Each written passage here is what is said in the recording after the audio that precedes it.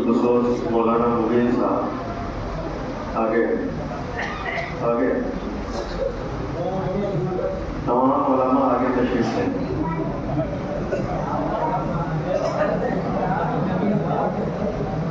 ربنا على عبدك ليكون للعالمين نذيرا والصلاة والسلام على رسوله محمد أرسل إلى الناس بشيرا ونذيرا وداعيا إلى الله بإذنه وسراجا منيرا. أما بعد، أعوذ بالله من الشيطان الرجيم. بسم الله الرحمن الرحيم. ألف لام ميم ذلك الكتاب لا ريب فيه هدى للمتقين. وقال الله تعالى في مقام آخر: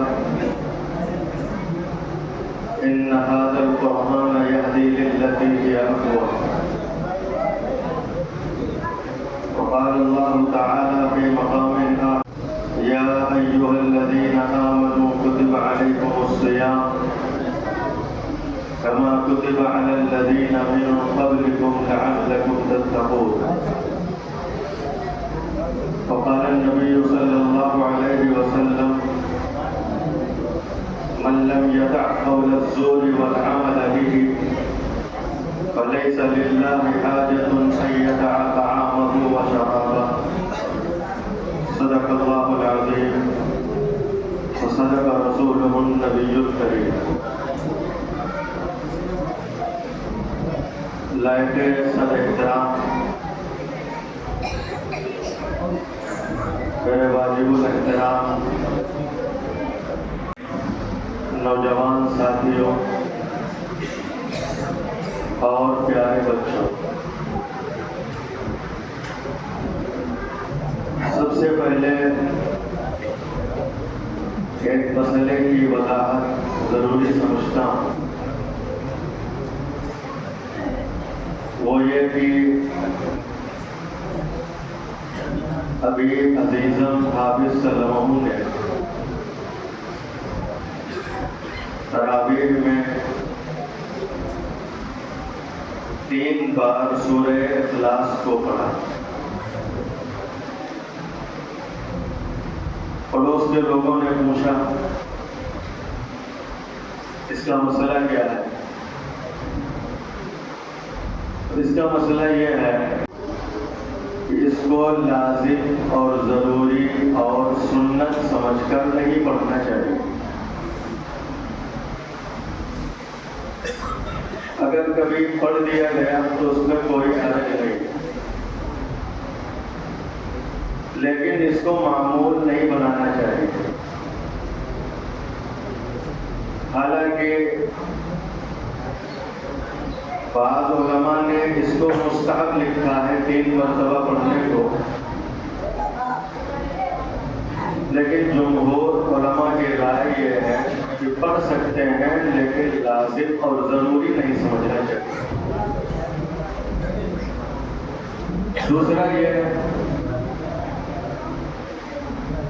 کہ علماء کا، بزرگوں کا معمول یہ رہا ہے کہ تراویح کی آخری رکعت اولئک علی ھدی من ربہم واولئک ھم المفلحون پر وہ ختم کرتے چلے گئے، لیکن رکوع مکمل ہوتا ہے ختم اللہ علی قلوبہم وعلی سمعہم وعلی ابصارہم غشاوہ ولہم عذاب عظیم. لیکن ہمارے جو بھی حفاظ یہاں پر بیٹھے ہوئے ہیں ان سے گزارش ہے کہ مفلحون پر آپ رکوع کیا کریں، کیونکہ یہاں تک کامیابی حاصل کرنے والے نیک اور متقی لوگوں کا تذکرہ ہے. آگے کفار اور مشرکین کا تذکرہ ہے. عموماً لوگ یہ سمجھتے ہیں کہ ختم اللہ علی قلوبہم کا مطلب یہ ہے کہ اب قرآن ختم ہو. کے معنی ہے مہر لگانے کے۔ اللہ تعالیٰ نے کفار کے دلوں پر مہر لگا دی ہے، اب وہ ایمان نہیں لائے۔ یہ دو چیزیں تھیں، میں نے جن کو ضروری سمجھا۔ اللہ تبارک و تعالیٰ کا بے انتہا شکر ہے، اس نے جہاں پر ہمیں بہت سی عظیم نعمتوں سے نوازا، ان میں سے بڑی نعمت قرآن پاک ہے، اور دوسری بڑی نعمت رمضان المبارک کا مہینہ، اور تیسری بڑی نعمت تراویح ہے۔ اللہ کے رسول صلی اللہ علیہ وسلم نے تراویح کو ہمارے لیے سنت قرار دیا ہے۔ ان اللہ فرض علیکم صیامہ وسننت لکم قیامہ، اللہ تعالی نے تمہارے اوپر روزے فرض کیے ہیں، اور میں نے تمہارے لیے رمضان کے قیام یعنی تراویح کو سنت قرار دیا ہے۔ ہم سب کی بڑی خوش نصیبی ہے کہ رمضان المبارک کے مقدس مہینے میں ہم نے تراویح میں قرآن پاک پڑھا اور سنا۔ پر اللہ تعالیٰ کا شکر ادا کرنا چاہیے، کیونکہ یہ سب اس کے توفیق سے میسر ہوا ہے۔ اگر اس کی توفیق نہ ہوتی تو ہم ان نعمتوں سے محروم رہ جاتے۔ تو جو بھی عبادات کی، اطاعات کی اللہ تعالیٰ کی، اس پر شکر ادا کرنا چاہیے۔ اور قرآن پاک میں باری تعالیٰ نے فرمایا لئن شکرتم لأزیدنکم، اگر تم میرا شکر ادا کرو گے تو میں تمہیں اور توفیق دوں گا۔ اگلا رمضان بھی تم کو نصیب ہوگا، اس میں بھی تم روزہ رکھو گے، تراویح پڑھو گے، قرآن پاک پڑھو گے۔ تو تراویح بھی بہت عظیم نعمت ہے۔ حضرت مولانا ڈاکٹر عبدالحی عارفی رحمۃ اللہ علیہ، جو حضرت تھانوی رحمۃ اللہ علیہ کے خلفاء میں سے ہیں، وہ فرمایا کرتے تھے کہ اللہ کے بندوں کو رمضان المبارک میں عام دنوں کے مقابلہ میں 40 مقامات قرب مزید عطا فرماتا ہے۔ عام دنوں میں یہ چیز حاصل نہیں ہوتی، رمضان المبارک کے ساتھ 40 مقامات قرب اللہ تعالیٰ مزید عطا فرماتا ہے۔ اور دلیل کے طور پر قرآن پاک کے سورہ علق کی جو آخری آیت ہے، جس کو آیت سجدہ کہا جاتا ہے، جس میں ابھی آپ سب حضرات نے حافظ صاحب کی اتباع میں سجدہ کیا، اس میں باری تعالیٰ فرماتا ہے کہ سجدہ کرو اور میرا قرب حاصل کرو، میرے نزدیکی حاصل کرو، میرے قریب آ جاؤ۔ تو سجدے کے ذریعہ بندے کو اللہ تعالیٰ کا قرب حاصل ہوتا ہے۔ اور ہم 20 رکعت تراویح پڑھتے ہیں، اور 20 رکعت میں 40 سجدے ہوتے ہیں، تو 40 ہم کو مقامات قرب حاصل ہوتے ہیں۔ آپ حضرات نے نام سنا ہوگا، اور غالباً ہر ایک کے ذہن میں یہ نام ہوگا، حضرت مولانا فضل الرحمان گنج مراد آبادی رحمۃ اللہ علیہ، بہت بڑی شخصیت گزری۔ میں نے مولانا علی میاں ندوی رحمۃ اللہ علیہ کے ایک رسالے میں پڑھا ہے، اور اس رسالے کا نام کیا ہے پتہ نہیں، وہ بہت دنوں کی بات ہے، ذہن سے سے نکل گیا۔ تو حضرت مولانا علی میاں ندوی رحمۃ اللہ علیہ نے لکھا کہ حضرت مولانا فضل رحمہ گنج مراد آبادی رحمۃ اللہ علیہ کی شخصیت، ان کی بزرگی حضرت شیخ عبد القادر جیلانی رحمۃ اللہ علیہ کی بزرگی سے، شخصیت سے ملتی جلتی۔ اتنے بڑے اللہ والے گزرے۔ گنج مراد آباد میں آپ کا مزار ہے، اور اسی کتاب میں حضرت نے لکھا کہ ایک مرتبہ حضرت مولانا عبد الحی فرنگی محلی رحمۃ اللہ علیہ، جو لکھنؤ کے رہنے والے تھے، اس زمانے کے بہت بڑے فقیہ اور عالم، اللہ تعالیٰ نے انہیں بہت علم عطا فرمایا۔ عمر صرف 30 سال ملی ہے، 30 سال، اور 30 سال کی عمر میں انہوں نے اتنا بڑا علمی کارنامہ انجام دیا ہے کہ ہمارے علماء جانتے ہیں کہ آج بھی احادیث کے پڑھانے والے محدثین جہاں پر علماء کی کسی مسئلے میں رائے بیان کرتے ہیں تو فرماتے ہیں کہ مولانا عبد الحی فرنگی محلی کی یہاں پر یہ رائے ہے۔ اتنے بڑے آئے۔ ایک مرتبہ لکھنؤ سے گنج مراد آباد حضرت سے ملاقات کے لیے آئے۔ حضرت مولانا فضل رحمہ گنج مراد آبادی رحمۃ اللہ علیہ کو اللہ تعالیٰ نے بہت سی نعمتوں سے نوازا تھا۔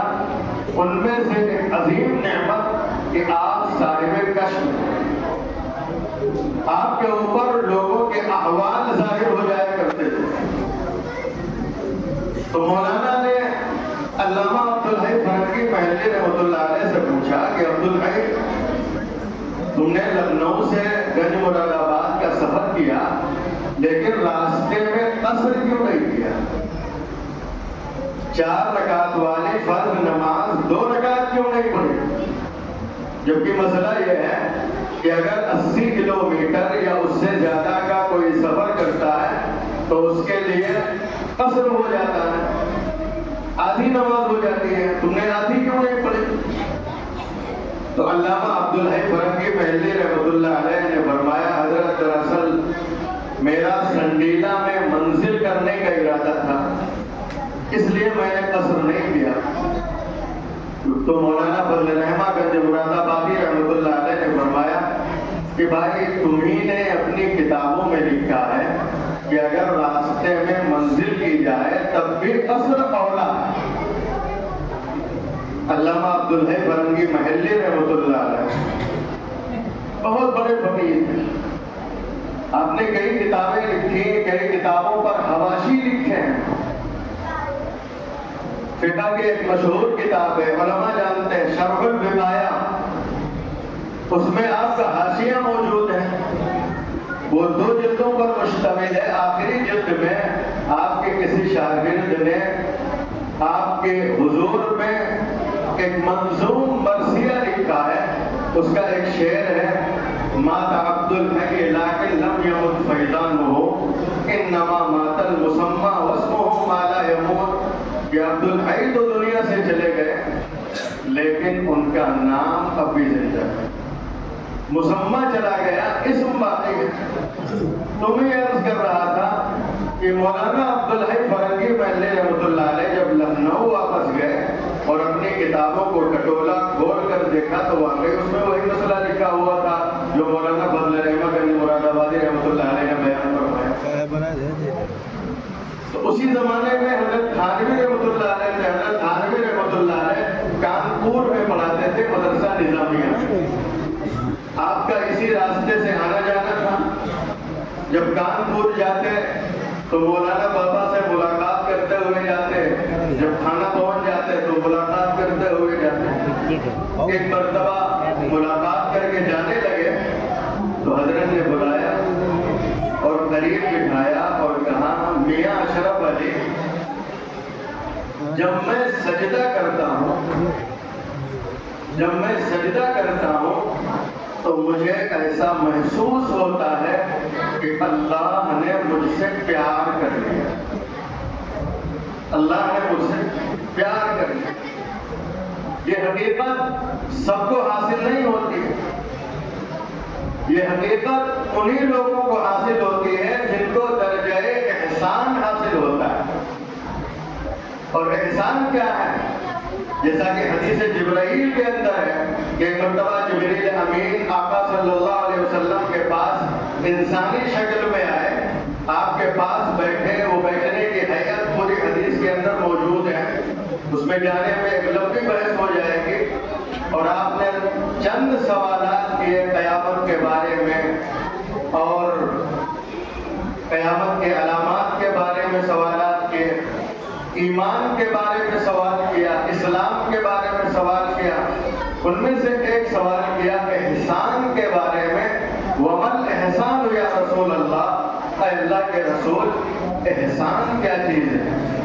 ایک تو احسان وہ ہے جو ہمارے عرف میں بولا جاتا ہے، صوفیہ کی اصطلاح میں احسان الگ چیز ہے، اس کی تعریف الگ ہے۔